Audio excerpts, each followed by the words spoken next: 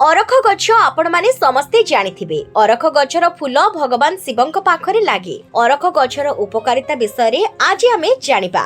ଯଦି କାହାର ବାତ ବା ଆଣ୍ଠୁ ଗଣ୍ଠି ସମସ୍ୟା ରହିଛି, ଆମେ ଅରଖ ପତ୍ରକୁ ସୋରିଷ ତେଲ ଲଗାଇ ହାଲକା ନିଆଁରେ ଦେଖାଇ ସେହି ସ୍ଥାନରେ ବାନ୍ଧିଲେ ସେହି ସମସ୍ୟା ଦୂର ହୁଏ। ଯଦି ଆପଣଙ୍କର ଦାନ୍ତମୂଳ ବିନ୍ଧୁଛି, ତାହେଲେ ଅରଖ ଗଛର କ୍ଷୀରକୁ ନେଇ ଦାନ୍ତମୂଳରେ ଲଗାଇ ଉଷୁମ ପାଣିରେ କୁଳି କରନ୍ତୁ, ଦେଖିବେ ଦାନ୍ତ ସମସ୍ୟା ଦୂର ହୋଇଯିବ।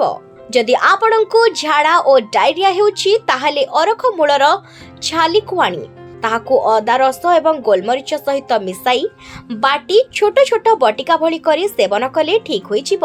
ଯଦି ଆପଣଙ୍କୁ ଯାଦୁ ହୋଇଛି, ତାହେଲେ ସାଧା ଦହିରେ ଅରଖ ଚେରକୁ ବାଟି ମିଶାଇ ଯାଦୁ ହୋଇଥିବା ସ୍ଥାନରେ ଲଗାନ୍ତୁ, ଯାଦୁ ଠିକ୍ ହୋଇଯିବ।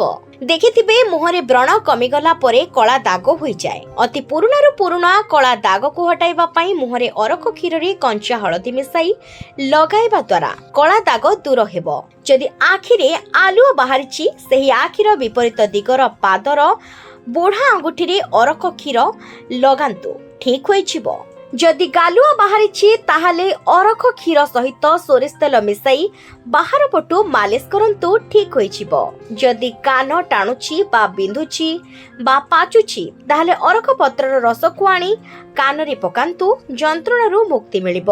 ଘରେ ଝାରପୋକ ବା ମଶା ହେଲେ ଅରଖ ଗଛର ଶୁଖିଲା ପତ୍ରରେ ଧୂଆଁ ଦେଲେ ଘରୁ ସବୁ ଚାଲିଯିବେ।